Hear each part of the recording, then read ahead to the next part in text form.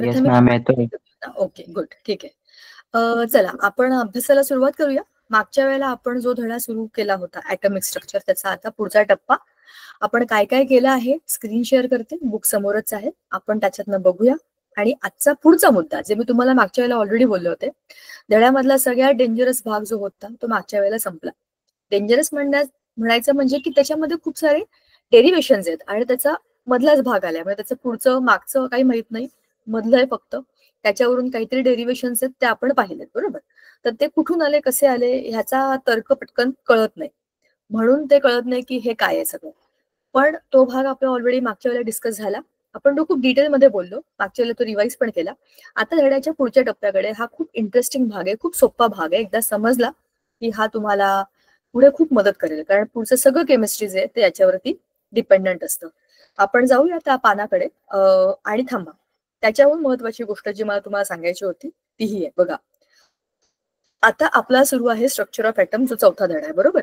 हा धडा अजून कमीत कमी 2 लेक्चर तरी लागतील आपल्याला संपायला.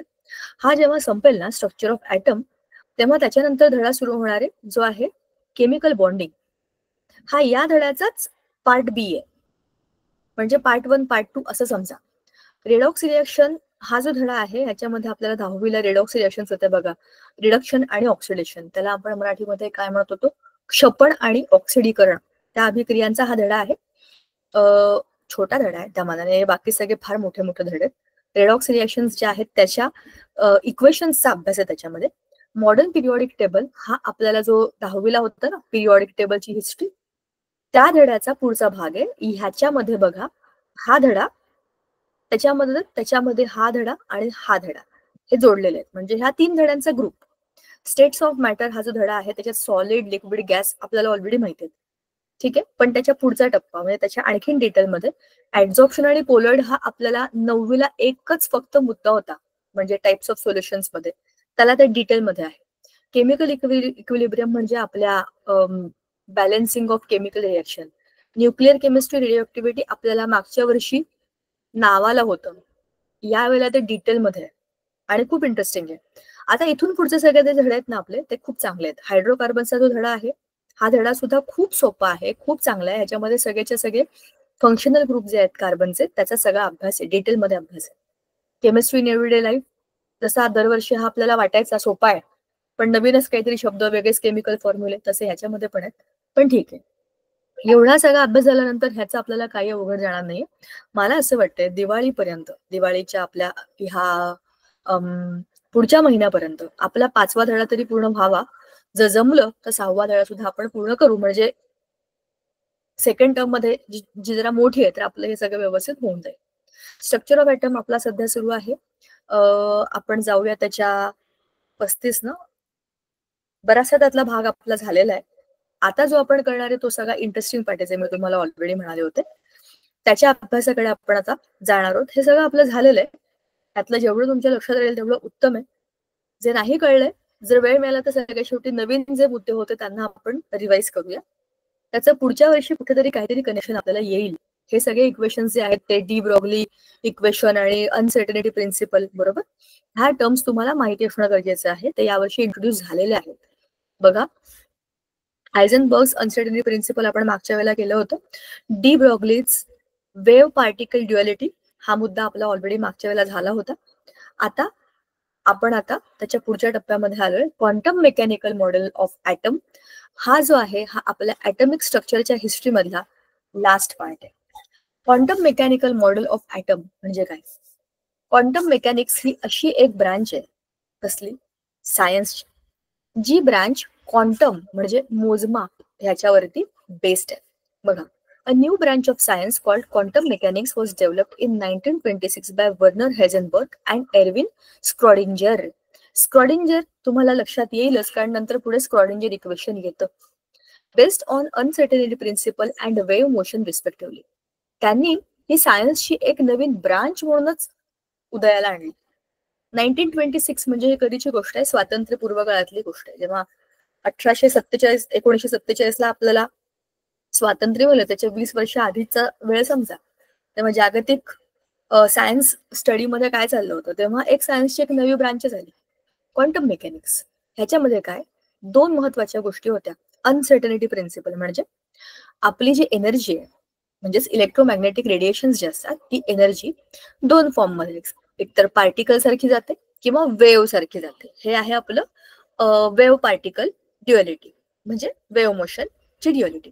आणि अनसर्टनिटी प्रिन्सिपल आपल्याला काय म्हणतं की एकाच वेळेला समजा आता वाजल्यात 7:32 माझ्या घड्यामध्ये 7:34 ह्या एकाच वेळेला मी एखाद्या ऍटमला जर माझ्या स्पेक्ट्रोस्कोप मध्ये बघितलं तर त्याची मला एक्झॅक्ट पोझिशन तरी कळणार नाही किंवा त्याची एक्झॅक्ट मोमेंटम तरी कळणार नाही. मोमेंटम कारण इलेक्ट्रॉन फिरतात ना सर्क्युलर मोशन मध्ये, तर त्याची एक्झॅक्टली मोमेंटम तरी मला नक्की समजणार नाही किंवा त्याची पोझिशन तरी नक्की समजणार नाही. त्याच्यामध्ये अनसर्टनिटी आहे.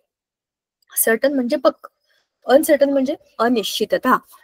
काय कशामध्ये अनिश्चितता आहे? तुम्ही दोघांपैकी एकच काहीतरी फोकस करू शकता, एक तर त्याची जागा किंवा त्याची मोमेंटम. बरोबर? कोणाची? इलेक्ट्रॉनची. ही आहे आपली uncertainty principle. Now, quantum mechanics based on the ideas of wave motion will be discussed here. Schrödinger developed the fundamental equation of quantum mechanics, which incorporates the wave-particle duality of matter. The Schrödinger equation or wave equation is written as this. H च्या वरती असा V, ह्याला म्हणतात psi is equal to E psi. ठीक आहे? आता हे काय आहे बघा. Here H वरती एक असा आपण काय म्हणूया याला angle is a mathematical operator called Hamiltonian किंवा psi is the wave function of and E is the total energy of the system. Solving Schrödinger equation is beyond the scope of this book. See, त्यांनी स्वतः ही गोष्ट mention केलेली आहे की 11वीच्या मुलांसाठी आत्ताच्या ह्या लेवलला हे इक्वेशन सॉल्व्ह करणं is beyond the capacity of this book. म्हणजे आता याची गरज नाही, it is beyond the scope of this book. But it may however be noted that solution of Schrodinger equation gives E is equal to psi. म्हणजे energy is equal to psi. आता Hamiltonian काय असतं? हा operator आहे, mathematical operator. आता कसं मी तुम्हाला सांगू बघा. एखादं इक्वेशन आपण वरती पण बघितलं होतं, E is equal to H pi. त्याच्यामध्ये त्या इक्वेशन मध्ये कशाच्या तरी दोन गोष्टी, समजा मी तुम्हाला सांगितलं x is directly proportional to y. आपण सोपं इक्वेशन घेऊया, x is equal to directly proportional to y. हे प्रपोर्शन आहे. ह्याला मला इक्वेशन मध्ये आणायचं असेल तर मी ह्याला काय करेन, एक्स इज इक्वल टू, आता मी इथे काय करेन, माझं इक्वेशन आहे तर मी इथे नाव टाकलं डी वाय. तर हा डी काय आहे? कॉन्स्टंट. हा डी काय आहे? कॉन्स्टंट. हा माझा कॉन्स्टंट आहे, दीपिकास कॉन्स्टंट, असं त्याचं नाव मी टाकू शकते. याला म्हणतात इक्वेशन. आणि हे काय आहे? Proportion. Directly proportional, inversely proportional. Inversely proportional असेल तर आपण कसं लिहितो? 1/y. डायरेक्टली असेल तर x is directly proportional to y. ह्याला इक्वेशन मध्ये कन्वर्ट करताना हे साइन घालून इक्वल टू आणायचं असेल तर कोणता तरी तुम्हाला कॉन्स्टंट द्यावा लागतो. आता इक्वल टू मध्ये ह्या दोघांना तुम्ही इक्वेट करणार आहात, म्हणजे हे दोन्ही इक्वल आहेत. त्यातला हा जो काय एच साय जो वरती आहे, एच ऑपरेटर जो आहे त्याला एच ऑपरेटरच म्हणतात. इज द हॅमिल्टोनियन, म्हणजे तो एक ऑपरेटर आहे. आणि साय is the wave function and E is the total energy. हे सगळं तुम्ही जेव्हा सोडवाल, ही एनर्जी, हा साय काय आहे? Wave function. वेव्ह म्हणजे काय? आपली अशी वेव्ह असते ना, आपण जी मागच्या वेळेला बोललो होतो, ह्या वेव्हचं ते फंक्शन आहे. आणि ई काय आहे? एनर्जी, वेव्ह आणि हा हॅमिल्टोनियन ऑपरेटर जो काय आहे तो, जेव्हा हॅमिल्टोनियन मॅथमॅटिकल ऑपरेटर, त्याचं नाव हॅमिल्टोनियन, एवढंच आपण म्हणूयात त्याला. आता ह्या सगळ्या इक्वेशनला सॉल्व्ह करणं आता आपल्याला गरजेचं नाहीये, पण त्याचा शेवट असा आहे, E is equal to psi. E is equal to psi. हे आपल्याला आता एंडला येणार. हे सॉल्व्ह केल्यानंतर येणार. हे सॉल्व्ह करावं लागतं. का बरं? या एच हॅमिल्टनियनची काहीतरी व्हॅल्यू आहे, ई ची काहीतरी व्हॅल्यू आहे, साय ची काहीतरी व्हॅल्यू आहे. ह्या सगळ्या व्हॅल्यूज टाकल्यानंतर काहीतरी आपल्याला जेव्हा एंड प्रोडक्ट मिळतो तो आहे इक्वेशन गिव्स ई अँड साय. ठीक आहे. ह्यांचं काहीतरी आपल्याला इक्वेशन मिळतं. आता मी त्याला इक्वल टू असं लिहिलेलं आहे आपल्या समजण्याकरता. ते असंच असेल असं नाही, ह्याचं एक इक्वेशन आपल्याला मिळतं. या दोघांचं ई आणि सायचं इक्वेशन आपल्याला मिळतं. ठीक आहे. आता स्क्रॉडिंजर इक्वेशन काय? When Schrodinger equation is solved for hydrogen atom, the possible values of energy that the electron may have along with the corresponding wave function are obtained. हायड्रोजनच्या ऍटम साठी या स्क्रॉडिंजर इक्वेशनचा वापर केला. म्हणजे काय केलं? हायड्रोजन या ऍटमला आम्हाला अनसर्टनिटी प्रिन्सिपलच्या हिशोबाने आणि वेव्ह पार्टिकल ड्युअलिटीच्या हिशोबाने अभ्यास करायचा. हे जे इक्वेशन आहे हॅमिल्टोनियन साय इज इक्वल टू ई साय, हे इक्वेशन आहे आपलं स्क्रॉडिंजर इक्वेशन. या इक्वेशन मध्ये आपण ह्याला टाकलं, कोणाला? हायड्रोजन ऍटमला. त्याच्यामध्ये आपण आता काय बघणार आहे? It is applicable two hydrogen atom. मग आता आपल्याला काय मिळालं त्याच्यामध्ये? हायड्रोजनच्या इलेक्ट्रॉनची एनर्जी त्या पहिल्या शेल मधली. ठीक आहे. त्याच्यानंतर सायची व्हॅल्यू आणि एच हॅमिल्टोनियनची व्हॅल्यू जी काय आहे ती आपल्याला टाकल्यानंतर काय मिळतं बघा. As the natural consequence of solving this equation, a set of 3 quantum numbers characteristic of the quantized energy levels and the corresponding wave functions are obtained. These are principal quantum number, azimuthal quantum number and magnetic quantum number. म्हणजेच काय आता बघा, याचा अर्थ असा आहे, हे equation सोडवलं हायड्रोजनसाठी, तेव्हा ते सॉल्व केल्यानंतर a set of 3 quantum numbers characterized of the quantized energy levels. आपल्याला आता हे पाहायचंय की ऍटमच्या स्ट्रक्चर मध्ये बघा, ऍटमचं स्ट्रक्चर आपण कसं काढलं होतं? मध्ये न्यूक्लियस आणि आजूबाजूला शेल्स. बोहरने काय सांगितलं होतं की ह्या ज्या शेल्स आहेत या एक स्पेसिफिक एनर्जी लेवल्स आहेत. बरोबर. स्पेसिफिक एनर्जी लेवल्स आहेत म्हणजे काय? प्रत्येक शेलची एक स्पेसिफिक एनर्जी आहे. हायड्रोजनच्या ऍटम मध्ये जेव्हा आपण ह्याचा हा सेटअप टाकला, त्याचं रेडियस बिडियस सगळं आपल्याकडे ऑलरेडी आहे, हे सगळं टाकलं आपण, तर त्या पहिल्या सेटची म्हणजे एकाच शेलची एनर्जी जेव्हा काढली तेव्हा त्याच्यामध्ये 3 वेगवेगळ्या प्रकारचे क्वांटम नंबर आले. या काय आहेत? Energy levels.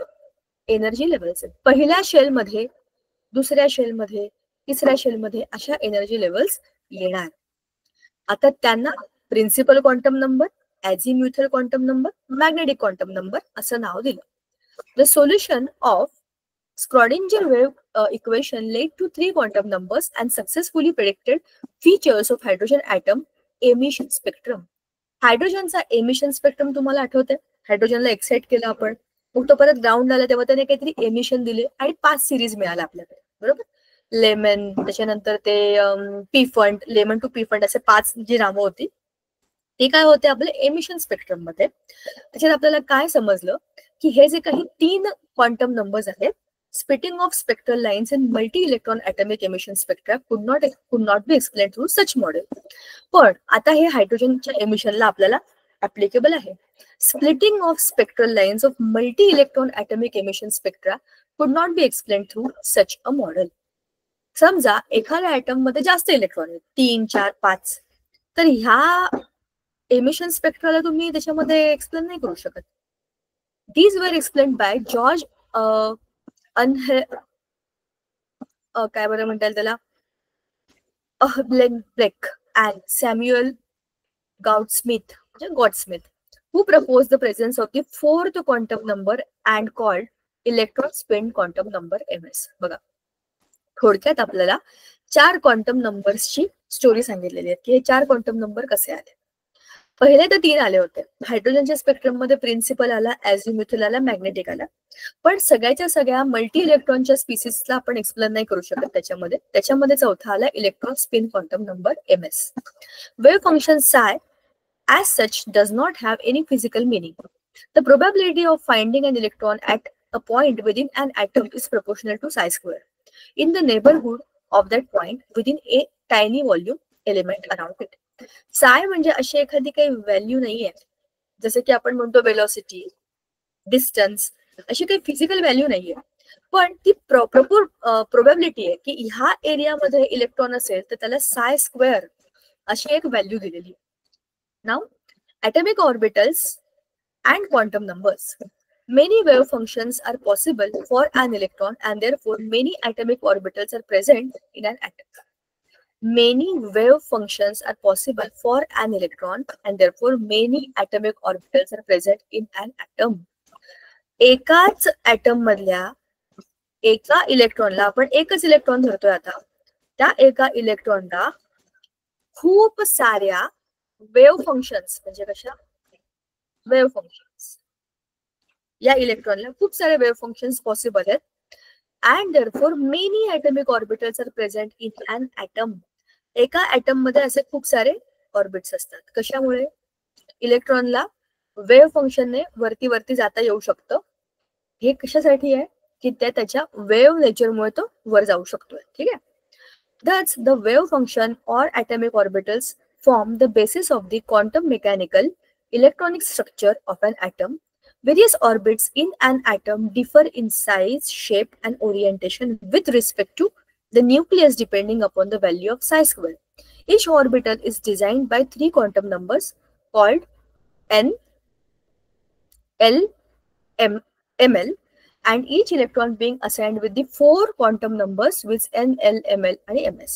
n म्हणजे त्याचा प्रिन्सिपल क्वांटम नंबर, l म्हणजे अझिम्युथल, m म्हणजे मॅग्नेटिक आणि s म्हणजे स्पिन क्वांटम नंबर. आता हे काय आहे, कसं आहे? इथपर्यंतची सगळी स्टोरी जी आहे ती अशी समजून घ्या की नील्स बोहरने सांगितलं होतं की ज्या कक्षा आहेत, ज्या ऑर्बिट्स आहेत, त्या स्पेसिफिक एनर्जी लेवल्स आहेत. त्या एनर्जी लेवल्स मध्ये पण अशा काही एनर्जी लेवल्स आहेत जिकडे इलेक्ट्रॉन फिरू शकतात. त्याच्यावरूनच आपल्या ऑर्बिट्सच्या शेप्सची कन्सेप्ट येते. ती पुढे येईल आता ती सुरू होईल. पण ही कुठून आली गोष्ट? आता आपण ॲटॉमिक स्ट्रक्चरच्या त्या भागामध्ये आलोय जिकडे आता आपण क्वांटम मेकॅनिक्सचा अभ्यास करतोय. आतापर्यंत गोष्ट अशी होती की ॲटम्स असतात, त्याच्यात पॉझिटिव्ह निगेटिव्ह असतात, सेंटरमध्ये न्यूक्लियस असतं, शेल्स असतात. मग शेल्स मध्ये ते इलेक्ट्रॉन मध्ये पडत कसे नाही, ह्याचं उत्तर शोधताना की त्या स्पेसिफिक एनर्जी लेवल्स आहे तिथपर्यंत गोष्ट आहे. स्पेसिफिक एनर्जी लेवल्स आहेत तर इलेक्ट्रॉन्स तिथे कुठे असतात हे नाही सांगू शकत तुम्ही. का? कारण देर इज अनसर्टनिटी प्रिन्सिपल. एक रस्ता आहे, त्या रस्त्यावरती एक मुलगा सायकल घेऊन फिरतोय, तो मुलगा कुठे असेल हे तुम्ही नाही सांगू शकत कारण तो फिरतोय तिकडे. तरी पण तुम्हाला सांगायचं असेल, एक तर तुम्ही त्याची स्पीड किती आहे हे नाही सांगू शकणार, किंवा त्याची जागा कुठे हे नाही सांगू शकणार. थोडक्यात त्याचा अर्थ असा आहे, अनसर्टनिटी इन प्लेस म्हणजे पोझिशन और मोमेंटम, कारण तो स्पीड मध्ये आहे, तो फिरतोय. बरोबर, हा त्याचा अर्थ आहे. दुसरं, जे काही कारण ते चार्ज पार्टिकल्स आहेत, ते निगेटिव्हली चार्ज इलेक्ट्रॉन्स जे फिरतात, तर ते चार्ज पार्टिकल्स आहेत, तर ते काही एनर्जी रेडिएट करतात. तर ती जी एनर्जी रेडिएट करतात ती कशी करतात? Either in the form of wave और in the form of particle. Wave particle duality. इथपर्यंत गोष्ट आली. म्हणजे आता आपण क्वांटम मेकॅनिक्स मध्ये घुसलोय.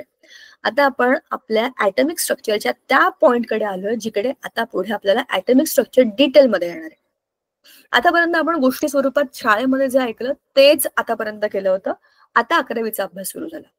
जिथून बोर्स मॉडेल सुरू झालं, बोर मॉडेल आपल्याला 8वीला पण होतं ॲटॉमिक स्ट्रक्चरमध्ये, बोरचं कन्सेप्ट होतं. पण असंच होतं वाक्य. आता त्याच्यामध्ये हायड्रोजन स्पेक्ट्रम आला.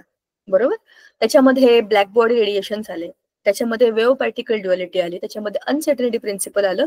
ह्या भरपूर गोष्टी आता आपल्याकडे आहेत. याच्या भरोश्यावर आता आपण काय सांगणार आहे? ॲटमचं स्ट्रक्चर कसं असतं. ह्या सगळ्याच्या अभ्यासाकरता आपण सगळ्यात सोपा आणि सगळ्यात छोटा ॲटम घेतला, तो आहे हायड्रोजन.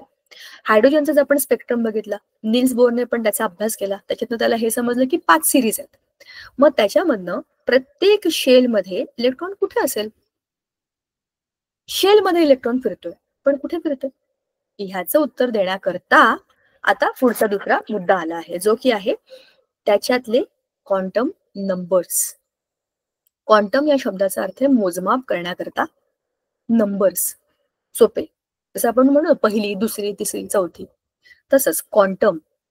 आता ह्याच्यामध्ये काय आहे? 4 वेगवेगळ्या पद्धतीचे क्वांटम नंबर आहेत. एन प्रिन्सिपल, जसं मी 10वीत आहे, माझा प्रिन्सिपल क्वांटम नंबर आहे 10वी. नंतर आहे, आता इथे उदाहरण लिहून टाकते मी, एन म्हणजे 10वी, एल म्हणजे माझी स्टँडर्ड आहे ए. 10वीच्या ए स्टँडर्ड मध्ये मी आहे. कोणत्या म्हणजे ए वर्गामध्ये पण खूप मुलं आहेत, 50 मुलं आहेत, त्यात मी कुठल्या? मी आहे, माझा रोल नंबर आहे 20. हा माझा मॅग्नेटिक क्वांटम नंबर. आणि माझ्या बेंचवरती माझी जागा आहे डावीकडची. एका बेंचवर 2 जण, तर माझी जागा आहे लेफ्ट. ह्या 4 याच्यामध्ये, एवढ्या शाळेमध्ये, माझ्या शाळेमध्ये 1000 मुलं आहेत. तरी तुम्ही मला शोधून काढू शकता की नाही. मी 10वी अ मध्ये आहे, माझा रोल नंबर आहे 20वा आणि माझ्या बेंचवर मी लेफ्टला बसतो. इतकं स्पेसिफिक सांगितल्यावरती इन्स्पेक्शन करायला जी कमिटी आली मला मला बघायचं आहे हा मुलगा कोण आहे, ह्याचा पेपर खूप चांगला होता. शाळा 1ली ते 10वी आहे, प्रत्येकाच्या 5-5 तुकड्या आहेत, प्रत्येक तुकडीमध्ये 50-100 मुलं आहेत, भरलेली शाळा, नुसता कलकलाट आहे. मग ते काय बघणार, 10वीचे वर्ग कुठे आहेत, तिसऱ्या मजल्यावर. 10वी अ चा वर्ग कुठे आहे, या बाजूला डावीकडे ओ 10वी अ चा वर्ग दिसला. रोल नंबर 20 कोणाचा आहे, ह्या मुलाचा आहे आणि हा बेंचच्या लेफ्टला बसलेला आहे. बरोबर. म्हणजे सगळ्या गोष्टी आपल्याला स्पेसिफिकली त्या इलेक्ट्रॉनच्या जागेकडे घेऊन चाललेल्या आहेत की तो इलेक्ट्रॉन कुठे असू शकतो. याला म्हणतात त्याचं क्वांटम असाइनमेंट, की तो कुठे आहे. आता बघा, ह्या सगळ्या प्रिन्सिपल ॲझिम्युथल, मॅग्नेटिक आणि स्पिन क्वांटम नंबर्सला समजून घेऊया आपण. The principal quantum number n is the positive integer with values of n being 1, 2, 3, 4. It identifies the shell. Atomic orbitals having the same value n belong to the same shell. With increase of n, the number of allowed orbitals in that shell increases and is given by n square. A set of orbitals with given value of n constitutes a single shell. Shells are represented by symbols k, l, m, n and so on.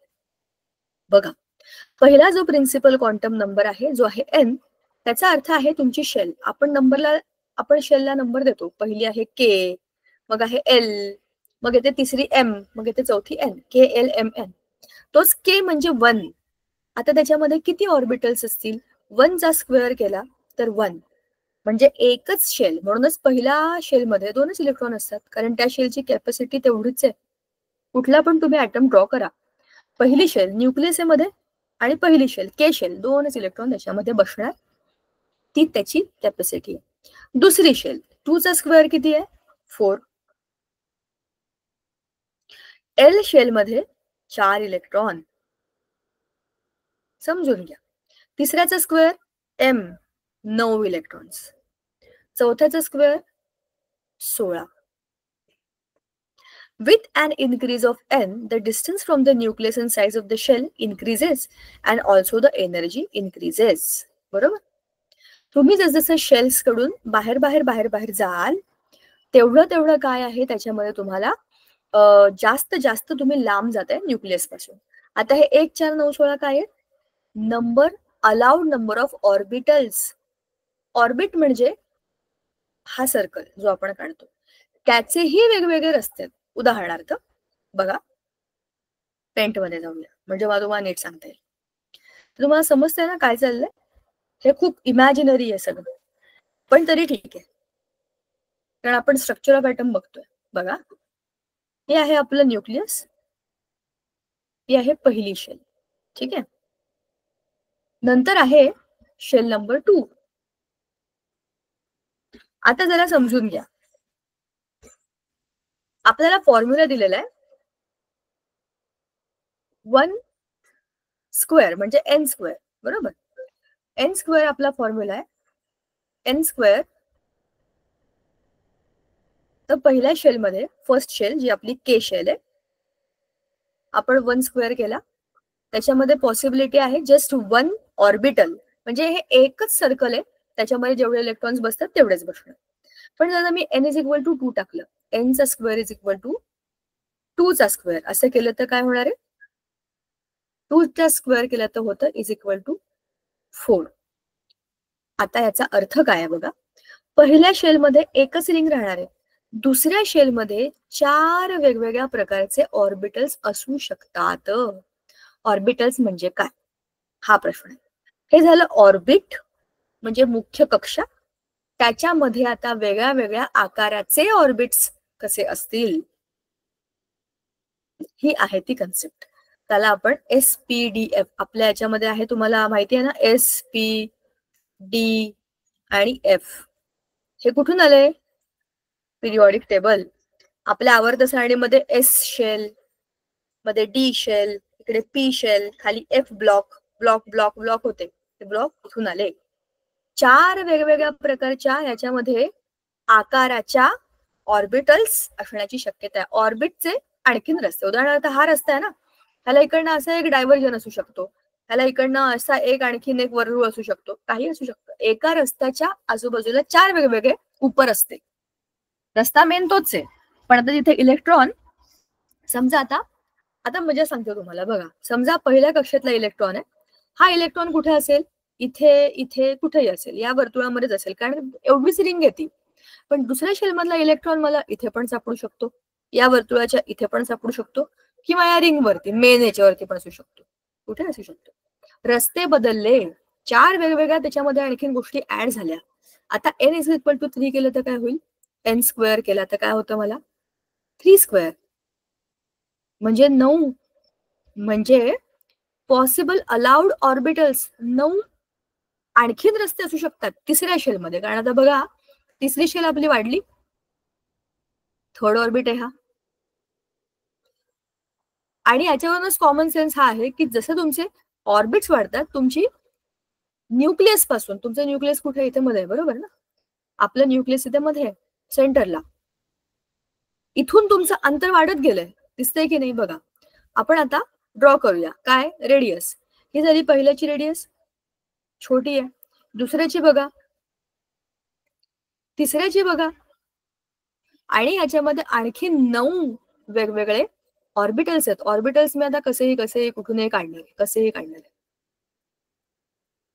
असेच आकार का काढले समजेल तुम्हाला, थोड्या वेळानंतर ते दिसेलच. ठीक आहे. अशा पद्धतीने ह्याचा अर्थ असा आहे की 9 उपरस्ते त्या रस्त्यावरती आलेत. मग आता इलेक्ट्रॉन मुख्य रस्त्यावर असेल, उपरस्त्यावर असेल, कुठेही असेल, असं आपण त्याचा अर्थ घेतोय. हे काय आहेत? आपले अलाउड नंबर ऑफ ऑर्बिटल्स, ऑर्बिटचे उपरस्ते. ठीक आहे. आता when an increase of n, the distance from the nucleus and the size of the shell increases, and also the energy increases, becoming lesser and lesser negative. तुमचा electron जसं लांब लांब लांब जातोय, त्याची एनर्जी वाढत वाढत वाढत जाते, बरोबर? In hydrogen-like species, the energy of orbitals depend only on the value of n. फक्त n च्या व्हॅल्यूवरती, कारण तो छोटूसा आहे ना, पहिलाच एकाच शेल मध्ये असतो, त्याच्यामुळे त्याची एनर्जी आपण सांगू शकतो. In the case of multi-electron atoms, the energy of orbital depend on 2 quantum numbers n and l. त्याच्यामध्ये जास्त इलेक्ट्रॉन आहे, त्याच्यामध्ये नुसता एक n सांगून काही उपयोग नाहीये. तुम्हाला दुसरा पण सांगावं लागेल, जो की आहे तुमचा azimuthal quantum number l. It is also called as subsidiary quantum number, म्हणजे मेन क्वांटम नंबरचा उजवा हात. म्हणजेच काय होतं बघा, atomic orbitals with the same value of n but different value of l constitute a subshell belonging to the shell for the given n. The number of subshells in the shell is equal to n. Thus, the third shell contains 3 subshells with 3 different values of n. The second shell contains 2 subshells and the first shell contains only 1 subshell. Azimuthal quantum number ह्याचा अर्थ आहे की तो आपल्या main quantum number जो आहे, आपला n जो आहे, त्याचा उजवा हात आहे. त्याची जेवढी नंबर तेवढे अझिम्युथल क्वांटम नंबरचे नंबर. पहिल्या शेल मध्ये उपशेल किती असणार? एल ची व्हॅल्यू एकच, ह्याच्यात 2 आहे, त्याच्यात किती असतील? 2. ह्याच्यात किती? 3. तर ह्याच्यात किती असणार आहेत? 3. ह्याचा अर्थ काय आहे? हे आहे तुमचे n, प्रिन्सिपल क्वांटम नंबर. हे काय आहेत? l, अझिम्युथल. अझिम्युथल मधला l घेतलेला आहे, l हा शेवटचा अक्षर आहे. ह्याच्यावरून काय झालंय? ह्याचा अर्थ असा आहे की आपल्या ह्या n शेल मध्ये, या प्रिन्सिपल शेल मध्ये तुमचे अझिम्युथल किती असतील? दुसऱ्या नंबरचे काही शेल्स किती असतील? एकामध्ये एकच असेल, दुसऱ्यामध्ये आणखीन 2 प्रकारचे असतील, तिसऱ्यामध्ये आणखीन 3 प्रकारचे असतील. प्रिन्सिपलच्या बरोबर आणखीन 3 प्रकारचे सबशेल्स असतील, असा त्याचा अर्थ होतो. Thus, K shell with n is equal to 1 contains only 1 subshell having L is equal to 0. The subshells of sublevels having L equal to 0, 1, 2, 3 are represented by the symbols S, P, D, F. हे आपले तेच आहेत, S, P, D, F. आपण आत्ताच क्षेत्रात काढलेत, S, P, D, F. बरोबर की नाही? आता पुढे बघा, magnetic orbital quantum number mn. It gives information about the relative spatial orientation of the orbitals in the given subshell. म्हणजे काय? स्पॅटियल ओरिएंटेशन म्हणजे 3D स्पेस मध्ये आपला ऑर्बिट कसा असेल. For any subshell defined by L value 2L+1 it gives ml possible with range through ml is equal to -L -L -1 -L -2 0 पर्यंत आणि मग L -2 L -3 L -1 L पर्यंत. -L पासून L पर्यंत त्याची रेंज आहे बघा. हा L काय आहे? ॲझिम्युथल, मागचा ॲझिम्युथल नंबर. आपण जरा बघा, जेव्हा आपण प्रिन्सिपल क्वांटम नंबर घेतला त्याच्यावरून आपण ॲझिम्युथल घेतला L. या L वरून आपण आता मॅग्नेटिक कडे जातोय. हा तुमचा कसा येणार आहे? ह्याच्यामध्ये तुमचं ते 3 डायमेन्शन मध्ये 3D आपला ऍटम कसा दिसेल, ऑर्बिटची डिरेक्शन कशी असेल, ह्याच्यासाठी आपण बघतोय ml. सॉरी, त्याच्यामध्ये आपल्याला काय बघायचे, त्याची व्हॅल्यू 2L+1. 2L+1 हा फॉर्म्युला आहे त्याचा. तुमचा प्रिन्सिपल क्वांटम नंबर जो असेल त्याच्यावरून तुमचा L ची व्हॅल्यू समजेल. त्या L वरून तुम्हाला +1 असं टाकलं की तुम्हाला एवढ्या सगळ्या रेंजेस येतात, -L to L. Thus, for the subshell S with L is equal to 0, the only allowed value of ml is 0. In other words, S subshells has only one orbital in it. म्हणजे पहिल्या shell मध्ये S subshell मध्ये circle हाच असतो. For the subshell P having L is equal to 1, the allowed values of ml are -1, 0, +1.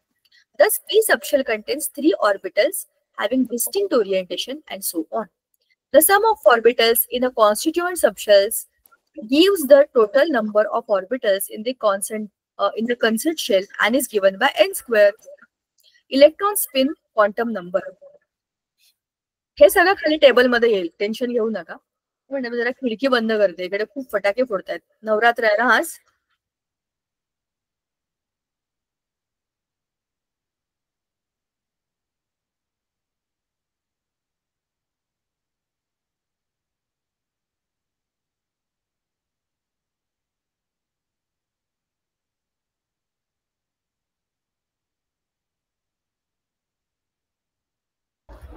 थोडा तरी आवाज बहुतेक कमी होत असेल असं वाटतंय मला. खिडकी तर लावली आपण, बघू आता. चला, हे सगळं आपण वरती जे बघितलं ना, टेन्शन घेऊ नका. हे सगळं मी तुम्हाला चित्र काढून दाखवेन. हे कुठून आलंय, काय आलंय, हे पहिल्यांदा आलंय तुम्हाला. लगेच नाही समजणार आहे, मलाही समजतंय, पण हे फक्त ऐका आता. कारण जसं पुढचं तुम्ही बघाल ना तसं तुम्हाला मागच्या गोष्टींची लिंक लागेल. आपण जेव्हा एखादा नवा पिक्चर बघतो आपल्याला काही समजत नाही काय चाललंय, पण जसं जसं पिक्चर संपायला लागतो ना तेव्हा आधीच्या लिंक लागतात. तसं ह्याचं होईल, टेन्शन घेऊ नका. हे कठीण नाहीये, हे नवीन आहे. हे एकदा समजलं की तुम्हाला याची मजा येईल. तुम्हाला हे सोडवताना, ह्याचे रचना बघताना मग तुम्हाला असं वाटेल की ऍटॉमिक स्ट्रक्चर सगळ्यात भारी लेसल आहे. पण आता हे आपल्याला काहीच समजणार नाही. पहिल्यांदा आम्ही जेव्हा हे ऐकलं होतं आम्ही जेव्हा होते काय फालतूपणा आहे, काय चाललंय, कुठून आलं हे ml, काय हे, काय फालतूपणा आहे. पण जेव्हा खालचा टेबल बघितला आणि जेव्हा आम्ही इलेक्ट्रॉन्स टाकायला लागलो शेल्स मध्ये तेव्हा या सगळ्याच्या वरती लिंक लागल्या. त्याच्यामुळे रिलॅक्स, घाबरू नका. आणि हे काहीतरी जगा वेगळं चाललंय असा विचार पण करू नका. फक्त जेवढं समजतंय, कानामध्ये पडतंय तेवढं ऐकून घ्या. या सगळ्याच्या कनेक्टिंग लिंक खाली तुम्हाला मिळतील, सगळं मिळेल, घाबरू नका. पुन्हा सांगते, आता इलेक्ट्रॉन स्पिन क्वांटम नंबर हा 4था आहे. हे झालं की आपल्याला समजेल की आपल्या शेल्सची रचना कशी असते. MS, it specifies the spin state of the electron in an orbital. An electron spins around its axis. This imparts the spin angular momentum to the electron. Electron जो असतो ना, एकतर तो असा फिरतो, मी चुकीच्या ठिकाणी काढलं, 2 मिनिट. इलेक्ट्रॉन असा फिरतो, म्हणजे हा ऍक्सिस समजा, हा क्लॉकवाईज फिरतोय किंवा अँटी क्लॉकवाईज. असा फिरतो किंवा असा फिरतो. एक ऍक्सिस आहे त्याच्याभोवती गोल गोल डान्स करतोय समजा. जशी आपली पृथ्वी आहे, स्वतःभोवती पण फिरते, सूर्याभोवती पण फिरते. आता हे असं इमॅजिन करा की आपल्या ऍटॉमिक स्ट्रक्चर मध्ये, आता आपण इथे एक छोटा सोपा वेगळा ऍटम काढूया. हे न्यूक्लियस, ठीक आहे. आणि आता आपण काढूया आपले ऑर्बिट्स. पहिल्या ऑर्बिट मध्ये आहेत 2 इलेक्ट्रॉन. आपण त्यांच्याबद्दलच बोलूया. आपल्याला बघायचे की हे शेल्स कुठून आले. बघा आता ह्या आपल्या शेल मधला हा एक electron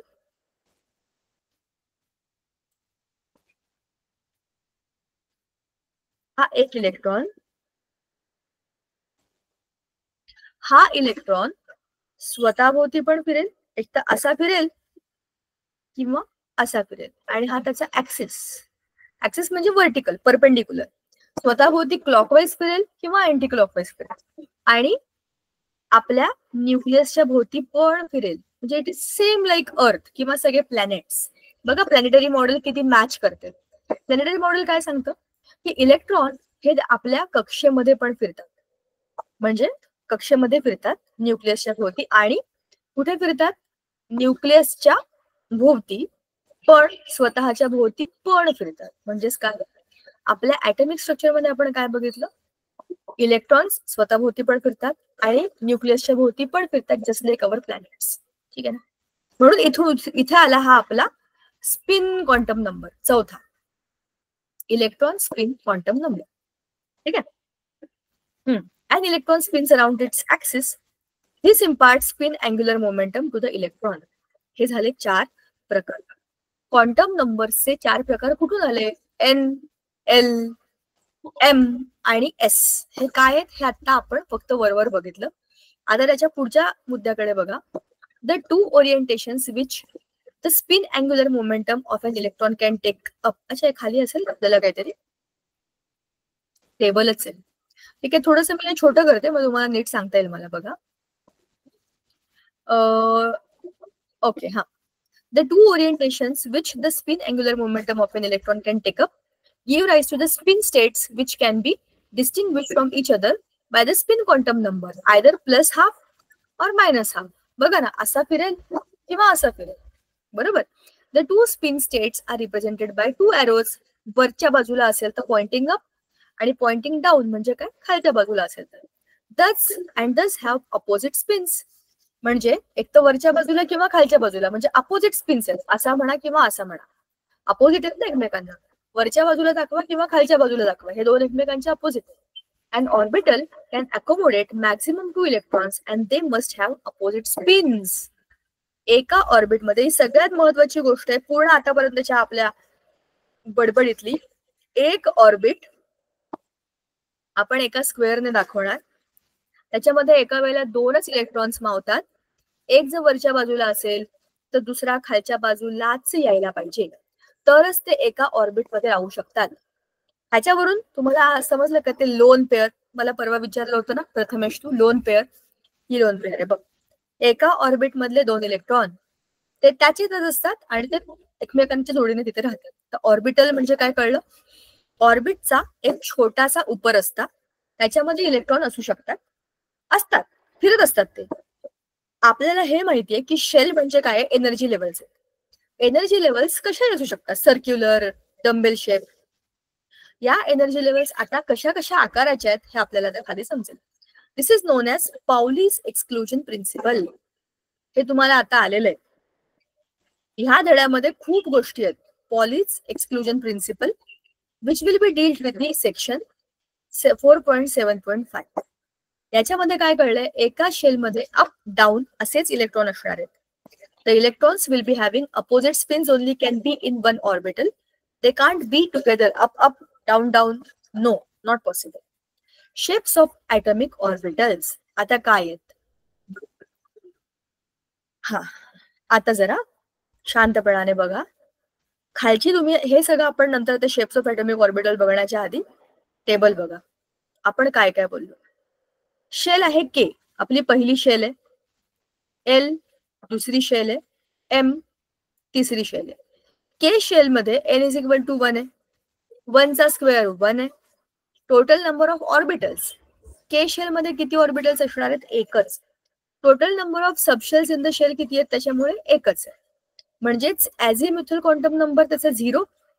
number of orbitals in the subshell 2l + l. हा कसला फॉर्म्युला आहे आपला, हा आहे आपला, हे बघा आता इथे मी टाकणार आहे n, ॲझिम्युथल l, मॅग्नेटिकचा m आणि स्पिनचा s. इथे दिला नाहीये त्यांनी, पण सम ऑफ ऑर्बिटल्स. ॲझिम्युथल पर्यंत आलं, प्लस मायनस आपण त्याला वर खाली ॲरोने दाखवणार आहे. आता n इज इक्वल टू 2 मध्ये बघा, दुसऱ्या शेलमध्ये 4 ऑर्बिटल्स असू शकतात. Number of total orbitals, total number of subshells किती आहेत? 2 आहेत, बरोबर. ॲझिम्युथलचा नंबर जेवढा L तेवढाच n, n ची व्हॅल्यू 2 आहे ना, म्हणजे ॲझिम्युथल पण 2च असणार. मग आता 0 आणि 1, सुरुवात त्याची 0 पासून होते. बघा कसं, त्याच्या खालचंच बघा, लगेच कम्पेअर करू आपण. n इज इक्वल टू 3 असेल तर 3चा square 9. Number of possible orbitals किती आहेत? त्याच्यात 9 आहेत. टोटल नंबर ऑफ शेल्स किती? 3, कारण n इज इक्वल टू 3 आहे. मग L ची व्हॅल्यू किती येईल? 3 येईल. 0 पासून सुरू करायचं, 0, 1, 2 आलं. आता number of orbitals in this subshell 2l plus 1 मध्ये किती इलेक्ट्रॉन्स असतील? याच्यामध्ये 2l, l ची व्हॅल्यू काय आहे? इथे दिलेली आहे. 0 असेल तर किती?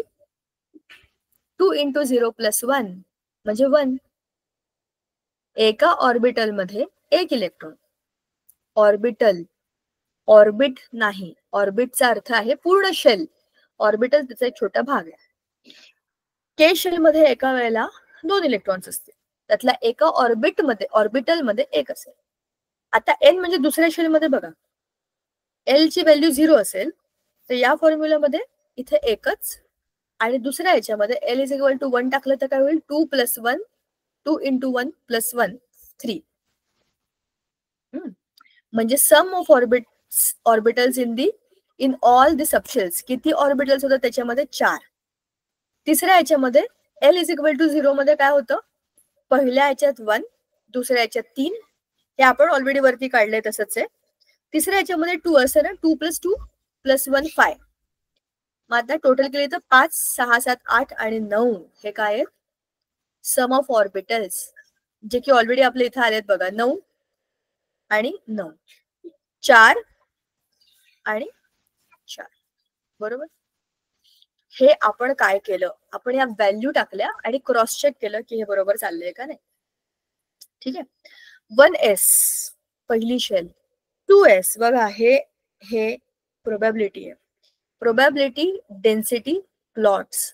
प्रोबॅबिलिटी म्हणजे शक्यता, डेन्सिटी म्हणजे किती डेन्सिटी आहे तिथे, की तिथे इलेक्ट्रॉन्स असण्याची शक्यता. बघा 1s मध्ये एवढी सगळी शक्यता, इथे ते इलेक्ट्रॉन्स असतील. दुसऱ्या याच्यामध्ये बघा कसं पसरलंय, ते मध्ये मोकळं आहे. हा तुमचा सेंटर आहे, इथे जागा, आणि परत तिथे बाजूला डेन्स एरिया, म्हणजे 2 ठिकाणी शक्यता. ठीक आहे ना, डेन्सिटी प्लॉट्स. आता आणखी एक गोष्ट, shapes of atomic orbitals. The probability of finding an electron at a given point in an atom is proportional to the square of the wave function psi square at that time. According to Max Born, pi square at a point in an atom is the probability density of electron at that point. आपल्याला त्या इलेक्ट्रॉनची तिथे जी काही जागा आहे atom मधली ती शोधायची आहे. ती प्रोबॅबिलिटी आहे, की ही प्रोबॅबिलिटी की हा इलेक्ट्रॉन इथे असेल ऍटम मध्ये. आपण ॲटॉमिक स्ट्रक्चर बोलतोय ना, म्हणून हे शोधतो. आता त्याच्यामध्ये काय बघायचं आपल्याला? Figure 4.7a shows the probability density diagrams of 1s and 2s atomic orbitals. These diagrams appear like a cloud.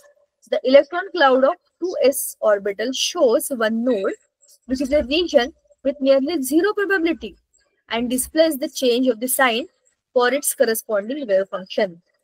बरोबर. इलेक्ट्रॉन असण्याची शक्यता इथे जवळपास नाहीच आहे, सगळं मोकळं आहे, इथे असेल किंवा मध्ये असेल. आता हा सगळ्यात महत्वाचा टेबल आहे या धड्यामधलं. एक तर ते हायड्रोजन स्पेक्ट्रम महत्वाचे, दुसरं हे महत्वाचे, व्हेरी व्हेरी इम्पॉर्टंट.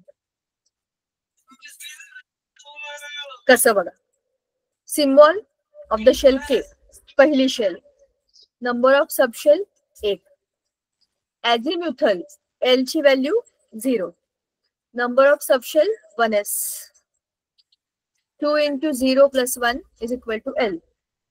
आता इथे मॅग्नेटिक सबशेलचा नंबर पण 0 आला. L ची व्हॅल्यू 2, 0, 1, -1, 0, प्लस 1, हे 3 ऑर्बिटल्स आहेत. सबशेल्स 3, ह्याच्यामध्ये 0, 0, 3, हे 3, आता 3 म्हणजे थर्ड सबशेल मध्ये एक एक वाढत गेले बघा. 1 मध्ये एकच आहे, 2 मध्ये 1 आणि 2, 3 मध्ये 1 2 आणि 3, बघितलं, 2 आणि 3, आणि 4 मध्ये 4 येणार सबशेल्स बघा. हा 1, हा 2, हा 3, हा 4, बघा ना, 1 2 3 4. ह्याच्यामध्ये 3 नंबर आहेत, तर 1 2 आणि 3. दुसऱ्या शेलमध्ये 1 आणि 2. हे काय आहेत? एस शेल आणि पी शेल. दुसऱ्या ह्याच्यामध्ये 3S 3P 3D. मग येतात 4S 4P 4D आणि 4F. तुम्ही म्हणा हे काय चाललंय, घाबरू नका, खाली आता हे सगळ्याची चित्र येतील मग समजेल. आणि ह्याच्यामध्ये कशी मजा असते बघा. -2 कसं आलं, 5 आहेत ना, 5 बॅलन्स करायचे आहेत आपल्याला. -2 -1 0 +1 आणि +2. याच्यामध्ये हे आपण ऑलरेडी केलं, इथपर्यंत आपलं आलेलं आहे. वरचं सगळं सेम आहे. आता खालचं 7 पाहिजे. -3 -2 -1 0 +1 +2 +3. काय करतोय आपण, एक एक शेल वाढवत जातोय. आपल्या ऍटॉमिक स्ट्रक्चरमध्ये, या स्ट्रक्चरमध्ये आपण जसजसे याच्या कक्षा वाढवत जाऊ, म्हणजे आपण काय करू, आपले शेल्स वाढवत जाऊ, तेव्हा काय होईल, आपल्या ऍटॉमिक स्ट्रक्चरमध्ये चेंजेस येतील.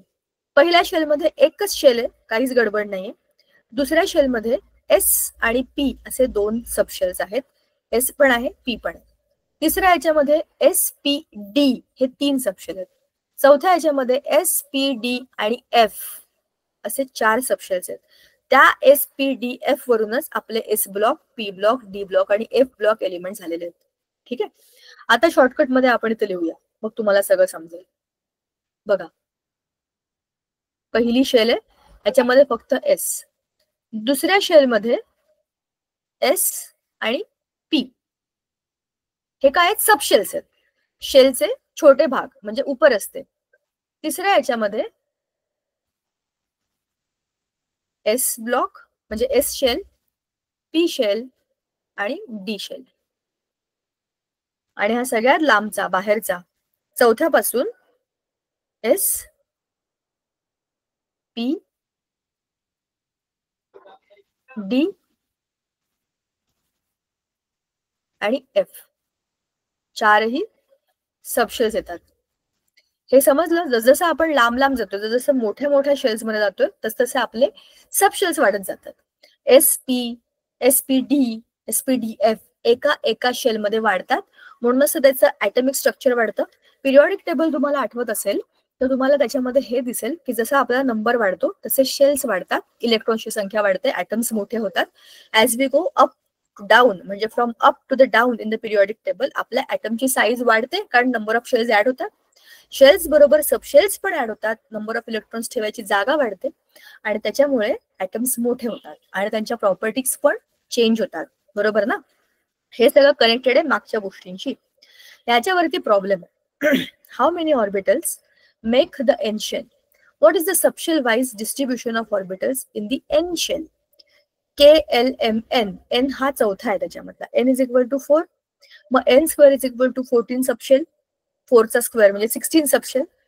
आता त्याच्यामध्ये एन शेल म्हणजे n इज इक्वल टू 4. आपण त्या फॉर्म्युलाने काढायचं. मग एस पी डी आणि एफ वर मग अशा चित्रामध्ये आपण तेच काढलं. आता या धड्यातलं मी तुम्हाला जे म्हटलं होतं सगळ्यात इंटरेस्टिंग पार्ट, जो पुढच्या वेळेला आपण डिटेलमध्ये बघू. एस शेल जे असतात ते स्फेरिकल असतात, असे असतात, गोल बॉल सारखे. पी हे 3 प्रकारचे असतात. पी शेल्स 3 प्रकारचे असतात. असा हे कसं आहे, एक्स आणि वाय ऍक्सिस. याला म्हणतात डम्बेल शेप. एक्स, अरे अरे अरे, पी एक्स एक्स ऍक्सिस वरती, हा एक्स ऍक्सिस आहे, हा वाय ऍक्सिस आहे. पी एक्स झाला, हा एक शेल, मग आता एक PY ऍक्सिस,